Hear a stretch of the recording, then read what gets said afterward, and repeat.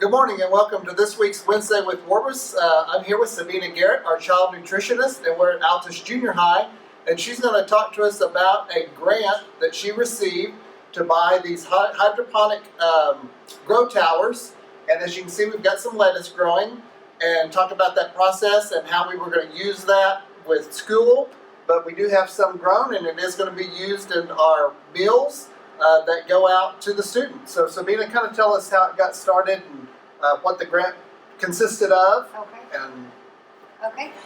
Each year, the Tobacco Settlement Endowment Trust accepts applications from districts or from school sites to actually implement strong projects that's based on a wellness policy within the district that has avenues for nutrition, avenues for wellness, for staff wellness, student wellness, as well as tobacco cessation and prevention. And so we, as a district, have worked for about 5 years on strengthening our wellness policy. absolutely. And so with that, we submitted an application and we were approved based on our enrollment and our strength of our wellness policy for a $30,000 grant. And so what we decided to do is to try and spread the wealth across the district, and we bought some hydroponic grow towers for the junior high to use in their STEM lab program, as well as the high school, the agriculture department. And along with that, we had some money to also spend on some other really interesting wellness initiatives within the district. So this has been a great project, and it involves the students and the staff, and we are able to use the product that comes from this actually in our cafeterias to feed our students. So it's pretty exciting. Awesome. Well, thank you for all your hard work and always getting that grant money for us. You're welcome. Now I'm here with Mrs. Smith, and she's an 8th grade science teacher, and she's going to kind of explain to us how she's incorporated this hydroponic grow tower into her science classes. So kind of tell me how you first got started. Did you have to assemble it yourself? Parts of it, yes, we did. Each tank here has a pump that circulates the water, and they also have a fan. So we had to plug it in and twist all those together to put it together, but there wasn't a whole lot of pieces. The main thing we had to start off with was taking our seeds, which it came with some lettuce seeds already, so we didn't have to do much. And that was going to be a question I have. Oh, yeah. Do you have to grow lettuce, or can you grow different things? Or Oh, no, there's several different things. We could have grown flowers or fruit. Lettuce happened to be one of the fastest things that we can grow. okay, And since we got it towards the end of the 9 weeks, we wanted to do something quick so the kids could see start to finish. okay. So how long has this lettuce currently been growing, roughly? This has been a month and a half. Month and a half. We okay. started March 1st. And so the kids, I guess, different periods came in, and Yes, so actually my first hour had to do the planting because we can't have, 120 kids split up, plant one each. But we took each of the seeds and put it in these little pieces of rock wool, and they all have a little hole in here that you just keep the seed in, and we have a tray that stays in here, and we just mist it, make sure it stays good, and watch for those roots. So every class got to come in and observe and see what it was doing as far as growth and things like that. And so there's water in each one of the tubs. You've already harvested the bottom two. Right. And you saved this for us. Thank you very much. Yes. And so does the water circulate through the pumps? And I think there has to be a certain pH. And Yes, so that was one thing that I did. I split my kids into groups and had them each measure something different. That way everyone got to see the process. And we have a pH meter. It has to be within a certain range. And we have an EC meter, which measures how well the nutrients are being absorbed. And so they each measured that, as well as how much water is in here. It does circulate from the bottom up. And if you actually lift this tray just a little bit, you can see our water pump in here. So this is the first half of the tray, and then the bottom part is full of 2 gallons of water. awesome.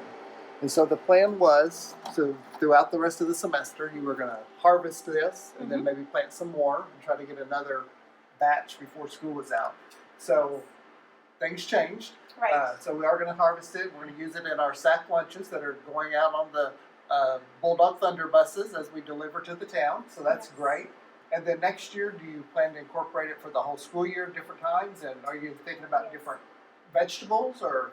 I think we're going to start with lettuce again, just Okay. because it's so quick and easy, and everybody can get a good idea of how it works. And then Miss Pro and I were talking about maybe doing flowers. That way, it has a different type of anatomy, and they can learn different parts of it. Awesome. Well, thank you for all your hard work and thank you for sharing it with us. Yes, sir. Now we're here at Altus High School in the Ag building with the two instructors, Bruce Farquhar and J.C. Stafford, and they're going to show us and explain to us about the grow tower that Sabina had talked about earlier that we have received with the grant. And you can notice they've been planting lettuce also, and it smells so good. I wish you could smell the lettuce in here, but it looks great. So let's start off with how you got started. To get it going, I can hear the water. It sounds great. I don't know if you can hear it on there, but the water sounds great. It's very soothing. So, Bruce, maybe you can just start out how you got started and talk about the pH. Well, of course, we started with, Sabina acquired the equipment through a grant for us, and this is a vertical farm. And I guess we're blessed here in Jackson County to have all this prime farmland around. We really don't think about raising plants in water, but this is all vertically.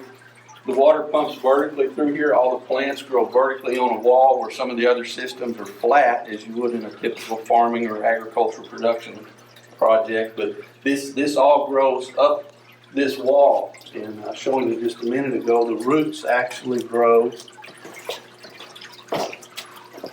down that wall. And you can see the root ball as it grows down through there.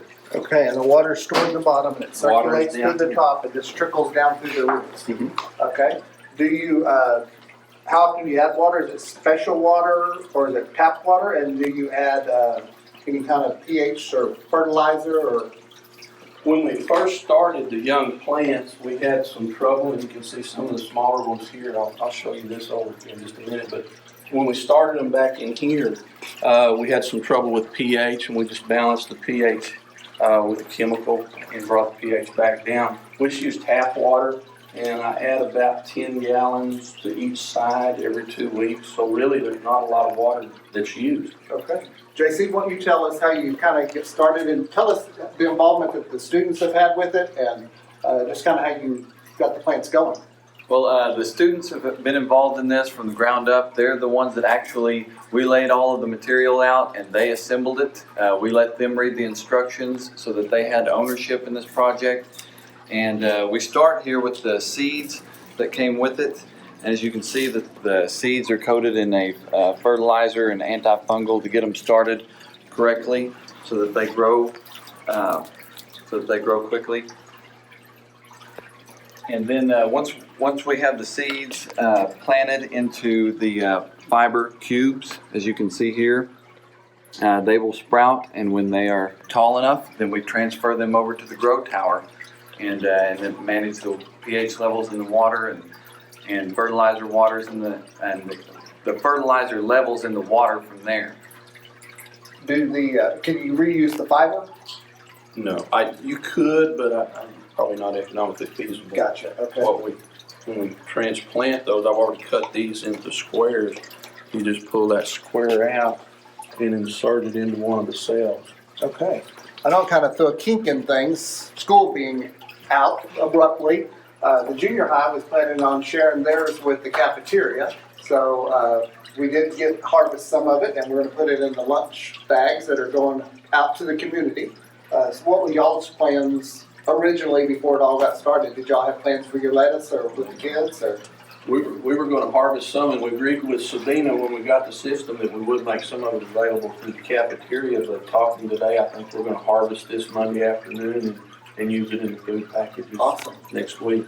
Tell us about the lighting. I thought it was very interesting about the lighting. These are bulbs, and their lifespan is 54 years. So kind of tell us how the lighting works.